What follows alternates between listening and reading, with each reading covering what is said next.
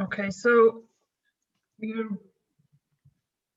now ready. So I would think we start and hope that Tom will be able to join us in a few minutes, and then he can give the second talk. So yes, welcome everybody. Great to have you all here again. And we have two very interesting papers today dealing with mapping and different types of myocarditis. So my favorite topics actually, and I'm really happy to have two very interesting papers here. The first one is presented by Aurélien Bustin. I hope I pronounced it correctly. And Claudia Prieto is also here, who's the senior author of this paper, and it is a recent radiology publication with the title High Spatial Resolution 3D Whole Heart MRI T2 Mapping for Assessment of Myocarditis. So combining my favorite topics into one paper, that's great. And I hand over to you. Thanks you. So thank you very much, Matthias and Bettina, for giving us this privilege to present our recent study on 3D whole heart myocardial T2 mapping. And as you said, I'm very pleased to be joined today by my former supervisor, Professor Claudia Prieto from King's College London. So the motivation of this study is the following one. Clinical guidelines recommend the use of T2 mapping sequences to detect and quantify myocarditis and edema. But however, this sequence is performed in 2D with limited coverage and requires multiple repetitive breath holds, depending on the number of short axis slices one wants to acquire, of course. So the purpose of this study was to evaluate and assess the performance of an accelerated free breathing 3D whole heart T2 mapping sequence in phantom, in healthy subjects, and in patients with suspected myocarditis. So 3D whole heart T2 mapping is not new, and it's been actually nicely presented already by previous groups, such as the group in Lausanne with their self-navigated radial framework, or the team of Dan Erska when he was at Johns Hopkins University. But these sequences, while providing full 3D coverage, they require long and unpredictable acquisition times that could go way above the 15 or 20 minutes. So what exactly is the framework we propose here? Well, it contains several ingredients that I show here in purple, but I'm gonna go straight to the figure number 1. So we use a free breathing ECG triggered BSSFP sequence, which acquires 3 volumes with different T2 weightings. And these different weightings are obtained by varying the duration of an adiabatic T2 preparation module that we played just before the imaging. We also included a saturation pulse as described in a previous study to avoid the use of recovery heartbeats, and to make the acquisition faster. And now to be able to reach high isotropic resolution, we need to further reduce the acquisition times. And for that, we make use of 2 tools. The first one is a variable density Cartesian sampling, which allows to accelerate the acquisition by a factor of 5. And the second tool that we use, and I want to say probably one of the most important one in this framework, is the image-based navigator that we use right before the readout. And this INAV basically allows us to track and correct for the respiratory motion of the heart in the superior, inferior, and left-right directions. But I think more than that, the INAV allows us to collect and motion correct all the data that we acquire without doing any data rejection. And this has a major advantage that since we don't reject any data, the scan times become fully predictable. So in other words, we know exactly the duration of the 3D acquisitions. And finally, as a last step, we make use of high dimensionality patch-based reconstruction, which has shown to be quite a good tool when it comes to reconstruct undersampled multi-contrast data sets. And for more information on this tool, I invite you to read references 13 and 17. So now that we've introduced the framework, we then wanted to first assess the scan and rescan reproducibility of the sequence in a phantom on a 1.5T Siemens scanner. And the proposed 3D T2 mapping sequence was performed with 1.5 millimeter isotropic resolution and was compared to the reference 2D T2 mapping sequence and the T2 values that we obtained with the reference spin echo. And the results are presented here. And our conclusions were that the spatial variability, which kind of represents the precision of the mapping sequence, was slightly higher than the conventional 2D T2 mapping sequence. The T2 interscan variations were low for the two sequences, but the accuracy was improved with the proposed sequence. Then we moved to healthy subject experiments where we scanned 8 adults in 2 days. So they had one scan during the first session, and during the second session, we ran the 2D and 3D sequences twice in order to assess both the intra-session and the inter-session reproducibility. And the results are provided here. So the scan time for the 3D T2 mapping sequence was about 6 minutes with 100% scan efficiency.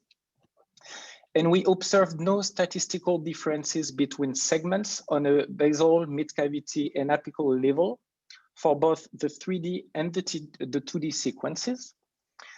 Now, regarding T2 accuracy between the 2D and the 3D versions, we observed differences only on the basal level with an increased T2 values with the proposed sequence. And we observed similar intersession reproducibility for the 2D and 3D sequences for the basal and apical slices. Now we move on to the patient study where we prospectively recruited 25 patients with suspected myocarditis and presenting with chest pain, raised troponin, and unobstructed coronary arteries. The cardiac MRI protocol for the patient study was a conventional clinical myocarditis protocol, and the 3D T2 mapping was performed with 1.5 millimeter isotropic resolution again. And the results are presented here. So in 11 out of the 25 patients, we did not find any T2 elevation on both 2D and 3D T2 mapping. But in 10 out of 25 patients, there was agreement about the presence of myocardial inflammation between the two sequences. And what becomes interesting are the 4 additional patients where we could find cardiac inflammation with confidence on 3D T2 mapping, whereas corresponding 2D T2 mapping images were inconclusive. Now, the T2 values in injured segments were elevated on both 2D and 3D sequences, going from about 48 milliseconds to 68 milliseconds, so about 42% T2 increase. And the image quality was good or excellent in 21 patients on the proposed 3D sequence. And there was no statistical differences in terms of image quality between the two sequences. And here we have an example of CMR images obtained on a 29-year-old healthy subject. So from left to right, we have the conventional T2 weighted images, LGE, 2D T2 mapping, and the proposed 3D images reformatted to short axis.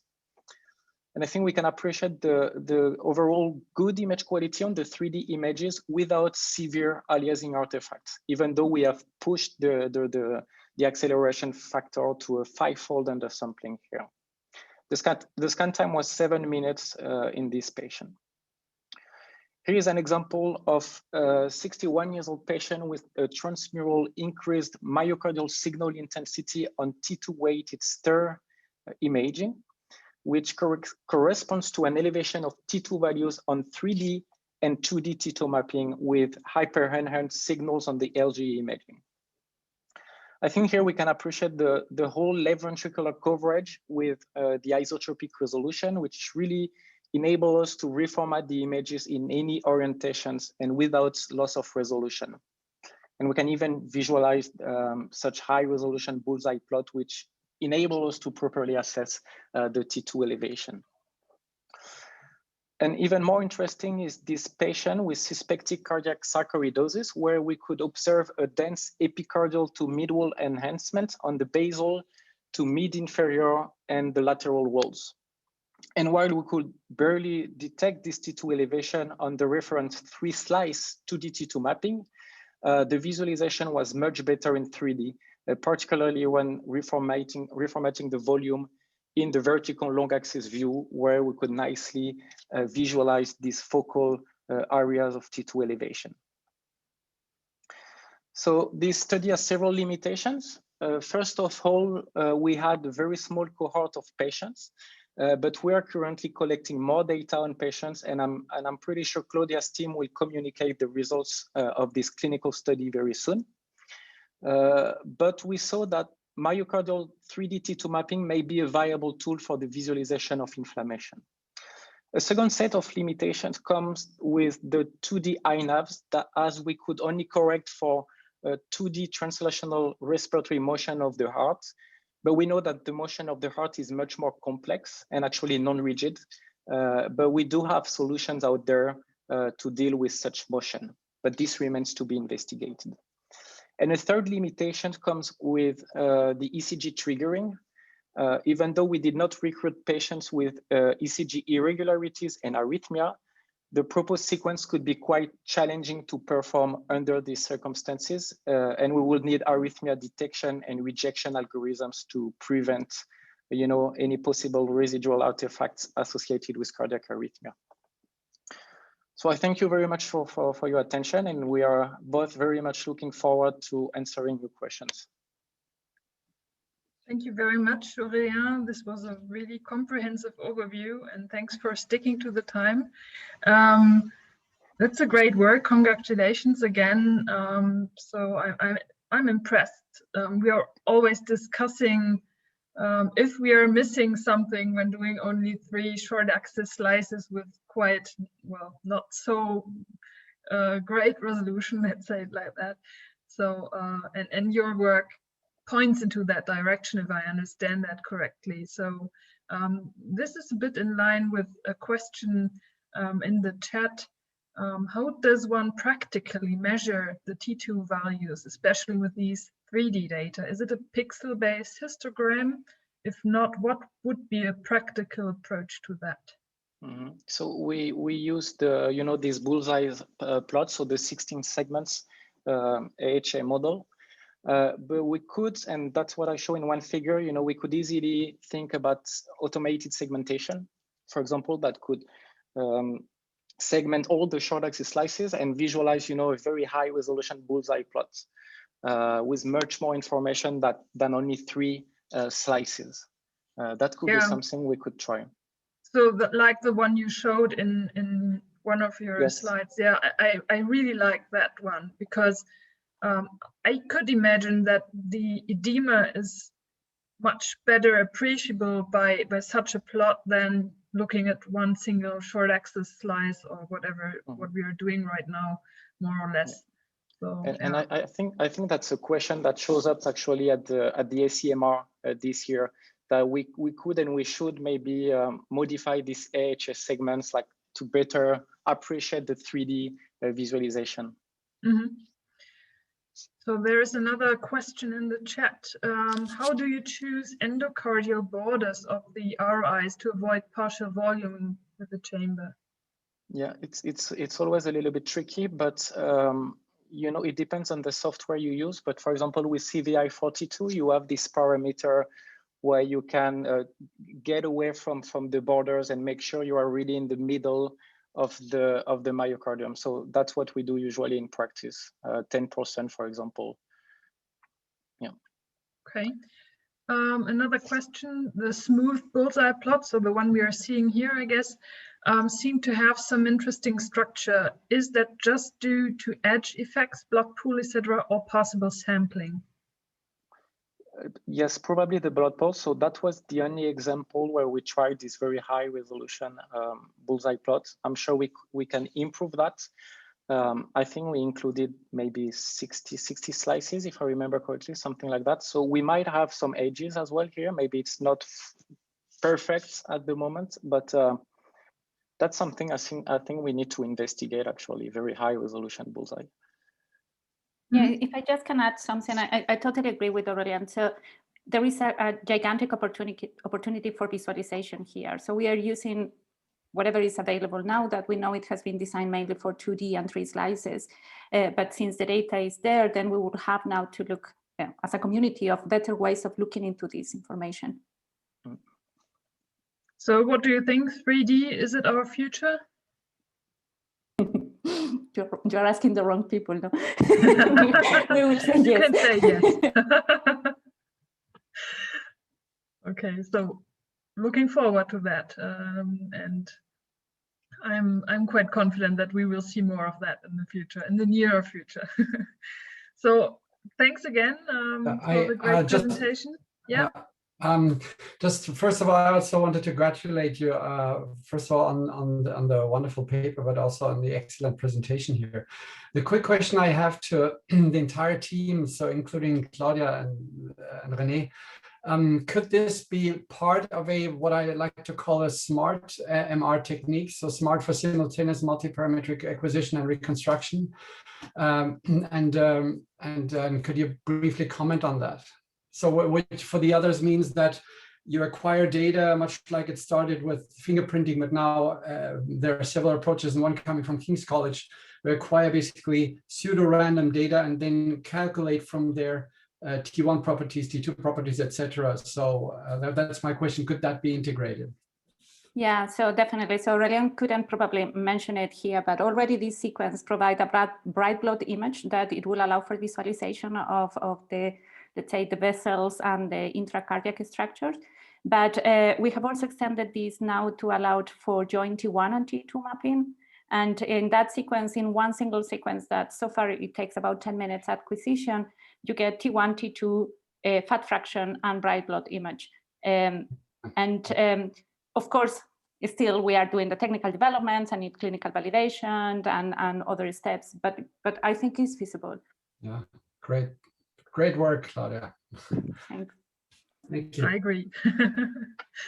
Okay, thank you again. So then we move on to the next speaker. He's was able to join us, had some technical problems. Thomas Nealon will be presenting the next paper. Maybe you can start sharing your screen. I hope it will work. Yes, thank you. Let me share let me share this. Okay, great. Share. And I think you should be seeing the PDF now. Not yet, but there's coming something, I guess. Are you seeing anything, Matthias? No, it's the same here. It's the same here. It starts, Thomas Nealon has started screen sharing. Yeah. But nothing else coming up. So let me try this. So you're definitely, yeah, there you go. That looks good. Thanks very much, everyone. Thanks for bearing with me. As you'll realize relatively quickly, I'm modestly technically challenged. I'm Tom Nealon. I'm a cardiology doc at Mass General in Boston, and my area of interest is in cardio-oncology, or the cardiac care of cancer patients. And I've had the pleasure of working with many people on this call for several years, so thank you for inviting me. I'm going to talk about a paper. The lead author is Dr. Lily Zhang, and Dr. Zhang is also a cardio-oncology doctor, and she leads the cardio-oncology program at Montefiore. And the paper was published in 2020 in European Heart Journal and entitled Cardiovascular Magnetic Resonance Imaging in Immune-Mediated Myocarditis, or Immune Checkpoint Inhibitor-Associated Myocarditis. Just in brief, for those individuals who are a little less aware of this, immune checkpoint inhibitors are the new kid on the block for cancer treatment. And, you know, they've kind of gone from being the new kid on the block, because the first FDA approval was almost 10 years ago, to being an established key part of cancer treatment. And these are antibodies that block tumor-driven inhibition of T cell activation. And so they allow the T cells to recognize cancer cells, and they allow the T cells to attack cancer cells and improve cancer outcomes.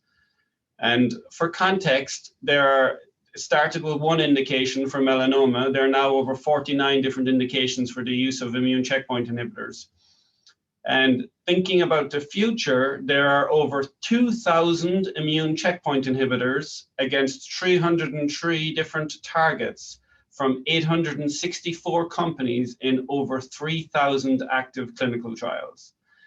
When you talk to every one of these oncology companies, the message is the same. The future is immune. We are trying to figure out different ways of leveraging the immune system in combination with targeted therapy, in combination with traditional cytotoxics, and in combination with radiation therapy. And so 20 years ago, we'd had 10 or 15 years ago, we'd have had this conversation where we were talking about the cardiotoxicity of anthracyclines, which I'm still very interested in. The future is the cardiotoxicity of immune therapies. Why is that? Myocarditis is a relatively uncommon toxicity associated with the use of immune checkpoint inhibitors. The incidence varies widely depending on definitions and populations and how closely you look for it, but it's probably somewhere between 0.5 and 1% of patients who are treated with an immune checkpoint inhibitor will develop myocarditis. You may return to me and say, Tom, that's not a high number. But what I might retort is to say, I agree it's not a high number. However, the case fatality rate is at least 25%. And as this group knows, for comparison, the case fatality rate with routine myocarditis is far, far, far lower than 25%. So cardiac MRI is a key tool for the assessment of the potential of for myocarditis and also looking for outcomes. And prior to this publication, there were very little data on the use of cardiac MRI in the assessment of immune checkpoint inhibitor myocarditis. There were a few case reports and 1 or 2 small case series. So what we did is that we leveraged the largest international registry of immune checkpoint inhibitor associated myocarditis to ask the question, the very simple question, you've done a cardiac MRI, what are the features notable on that cardiac MRI? We didn't pre-specify the protocol, I want to be clear. This was, we're going to look at the data you collected, we're going to look at your reports, and we're going to ask, what did you find? The rationale for that was based in part, like every one of us, on a clinical anecdote. I took care of a relatively young lady, 60 years of age, who had melanoma. And she was admitted to the hospital with very vague symptoms. And at that time, it was a conventional troponin I, which was barely above detectable, with a normal ECG or EKG, depending on which part of the world you're from. And she had a normal echo, EF in the 60s. But she had and she had no coronary disease by CT, and the pattern wasn't coronary disease anyway, of the troponin rise. She had a cardiac MRI, and that cardiac MRI was ejection fraction, pericardial effusion, wall motion, and late gadolinium enhancement, and black blood imaging, which was, do they have edema versus not? This was many years ago. And that cardiac MRI was normal. And in the report, which I've screen captured, is no evidence of myocarditis. I discharged that patient, and she died suddenly at home several days later. Now, you can argue that her death at home might have been related to the fact she was hospitalized. She was on DVT prophylaxis, and she was with her daughter 30 minutes beforehand and was completely fine. And we never got an autopsy, but it always stays with me that perhaps this was untreated myocarditis that caused this poor woman to die. So in this cohort, we included patients with a diagnosis of myocarditis either based on standard features on histopathology or diagnostic criteria based on the ESC 2014 publication. I want to reiterate that patients underwent a cardiac MRI at the discretion of the local physician, and the protocol was not pre-specified, so thus represented local practice at the time. We were collecting the standard features, ejection fraction, wall motion, pericardial disease, volumes, etc. But we're also asked a question about black blood imaging and the presence of the qualitative presence of edema, and also late gadolinium enhancement. Those were the two characterization questions we were specifically asking.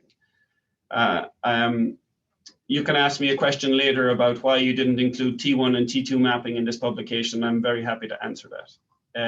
So we had 103 patients who had immune checkpoint inhibitor myocarditis based on those 2 criteria.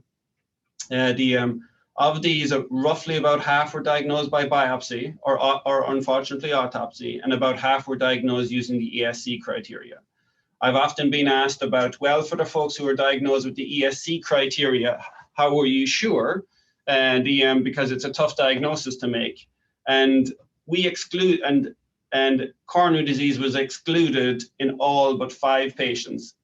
And in those 5 patients, all had biopsy-proven myocarditis. So I think we're pretty sure that most of these, well, clearly on the biopsy-proven, but on the non-biopsy-proven, that these had myocarditis. The average age was about 65, and about 1/3 or slightly less were female. About half presented with shortness of breath. Most were melanoma or non-small cell lung cancer, which are the 2 biggest indications for the use of immune checkpoint inhibitor at that time. But more recently, urothelial cancers indications have dramatically increased. In the cardiac MRI, 1.5T was used in the majority, over about 80%, and 3T was used in about 20% or so. The mean left ventricular ejection fraction was 49%, and the volumes and LV mass are presented here. We had a trivial pericardial effusion in a little over 20% of patients.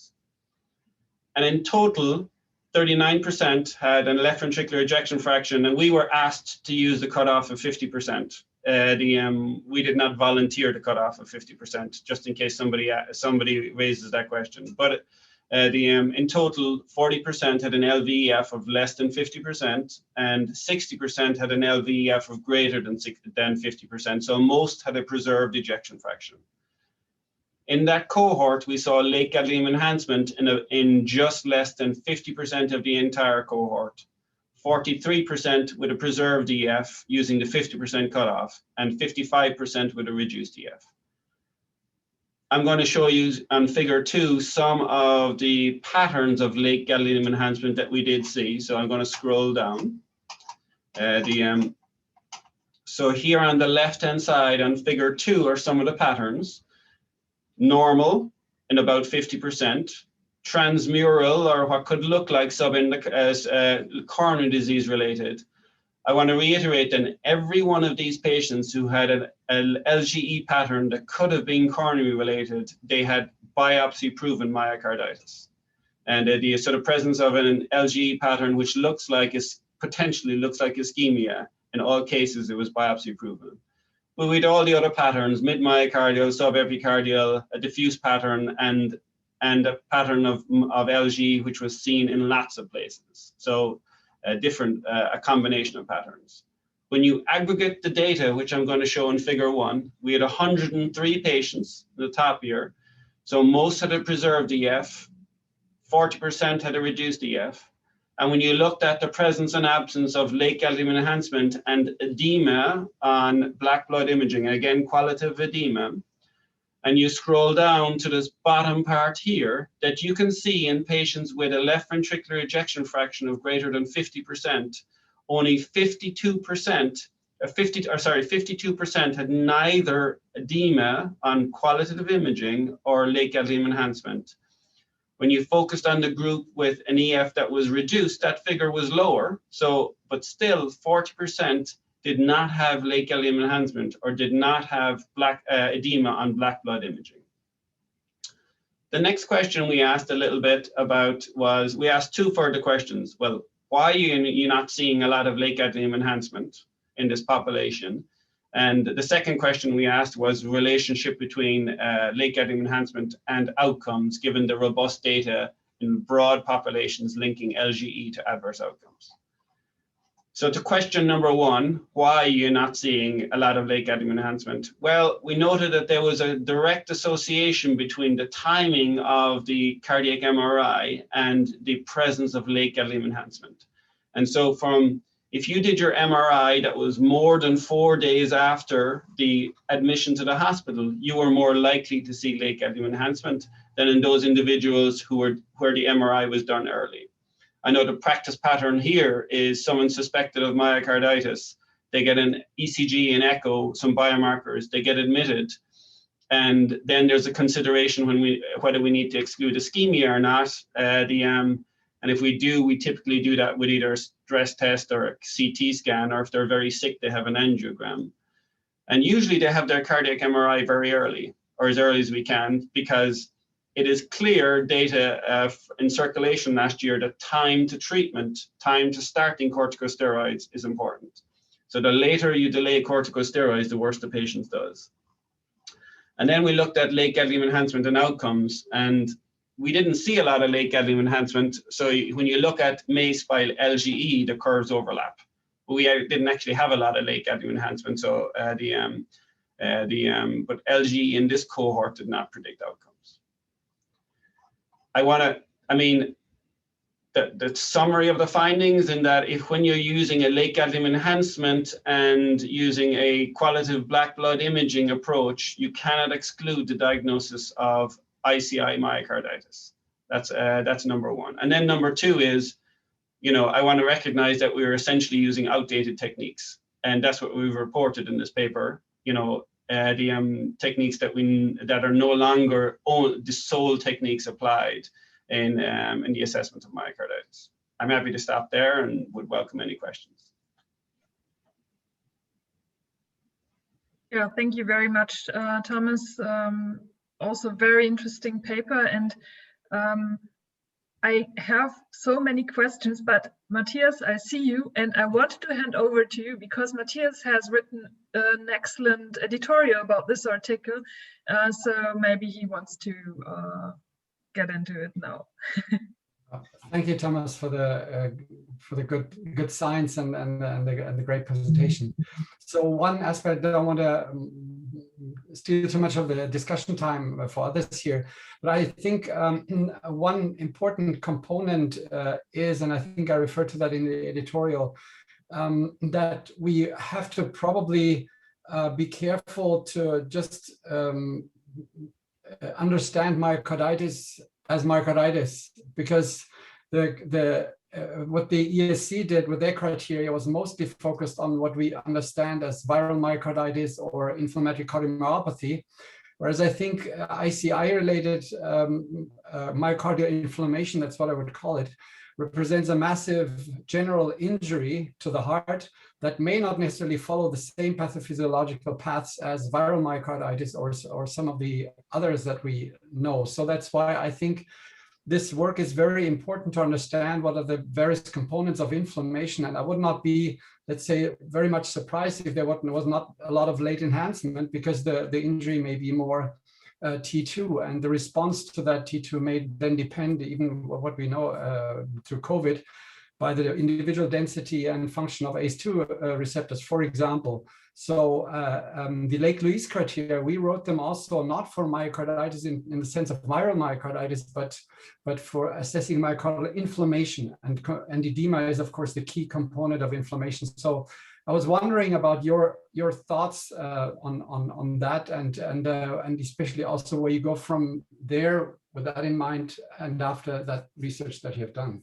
Yeah, first of all, thanks for the lovely editorial and the question. I wonder if is Dinesh on the line? Because I want to if Dinesh is on the line, then I want to share a little bit of the platform with him, because I've started to work. Based a lot, Matthias, on that editorial, I started to talk to Dinesh about the next obvious steps, and and we can't share the paper, but maybe at a future. A future forum like this, we can talk through the paper. But Dinesh, are you on the line? Hi, Tom. Yes. Based a lot on Matthias's editorial, we had a conversation straight afterwards, which was which was like, well, how do we address these very important points that Matthias brought up? And we thought about the natural next step, which was the application of T1 and T2 to this cohort, and thinking like there are maybe a lot of parallelisms with the COVID situation. And I don't know if Dinesh, if you can talk for a couple of minutes about the subsequent paper that you led that's now in press. Yeah, thanks, Tom. Matthias, again, thank you for the nice editorial and a nice question. I think you're absolutely correct that the pathophysiology may be different, but also the other thing to keep in mind is how these patients are treated is also quite different as well. Many of the times when we image these patients, they have received massive doses of steroids, and many of whom have received a gram of methylprednisolone for 2-3 days before we image them. And I think not sure if we understand very well how that changes the T1 and T2 signals in patients, and whether that has an impact on a lot of our findings, especially in the first paper when we're looking at sort of qualitative T2 weighted imaging.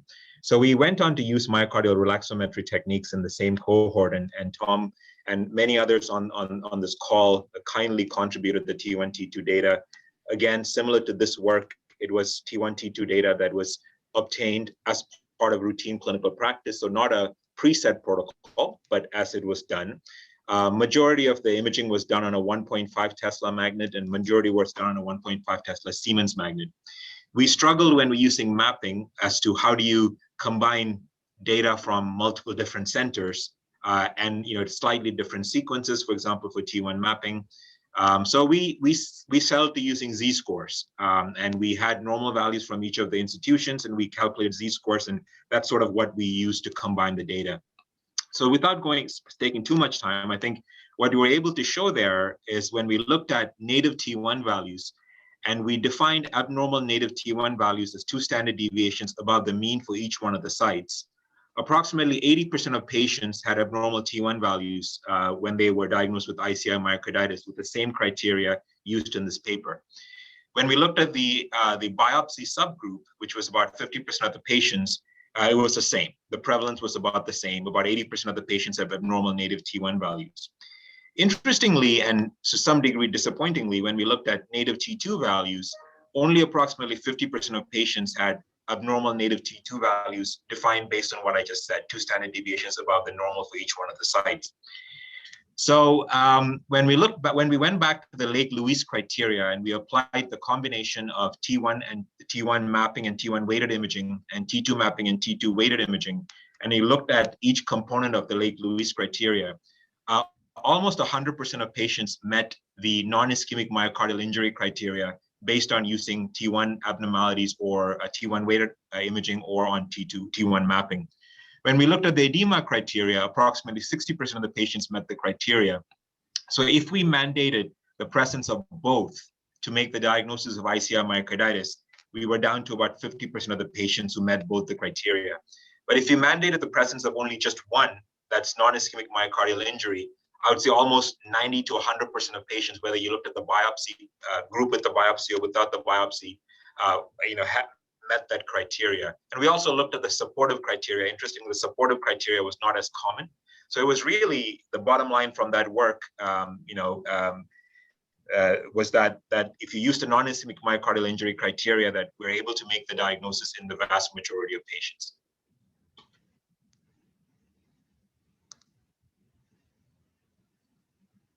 Forgive me, Bettina, but I just briefly respond to excellent points. I think the DEXA method or steroid therapy is probably a huge confounder, also in COVID, where the numbers partly differ between the UK and others. But because the UK is more liberal with steroid treatment in COVID than other countries like Germany, and that may explain some of the difference we see, especially around T2. And also, by the way, may explain why dexamethasone is a successful treatment in COVID. I think that's a very good point that you raise there.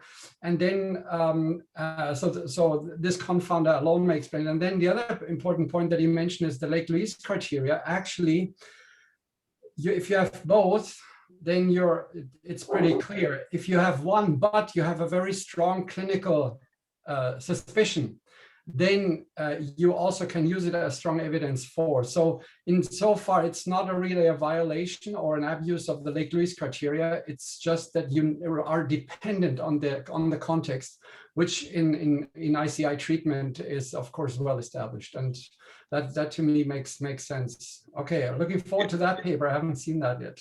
I'll just add one more thing to that, Matthias. I think the point you made at the end was very elegant and very important, and I think Tom and the group was very careful in the wording there in saying that you have to have the right clinical context. And remember, a majority of these patients have a troponin positive syndrome, right? So there's an acute process, because the non-ischemic myocardial injury criteria may have been present with chronic myocarditis, something that happened a long time ago, but the clinical context makes a big difference.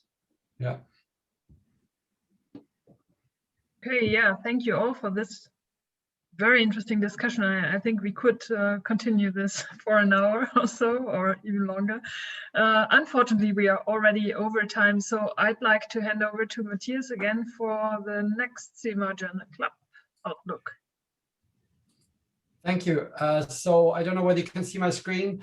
Just before everybody leaves, I want to, of course, also thank everybody on my behalf and invite you to the next Journal Club, CMR Journal Club.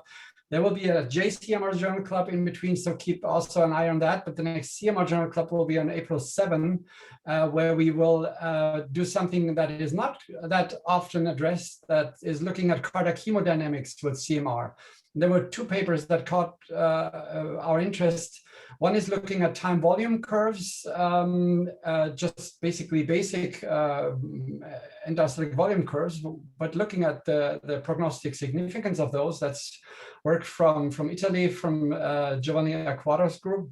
And then there is a paper also published very recently from Bernard Gerber's group on the prognostic value of pulmonary transit time, something that you could also relatively easily measure. So those are two candidates for being involved in standard protocols on the prognosis in heart failure patients. So I find this very interesting, and we should have a more look at hemodynamics.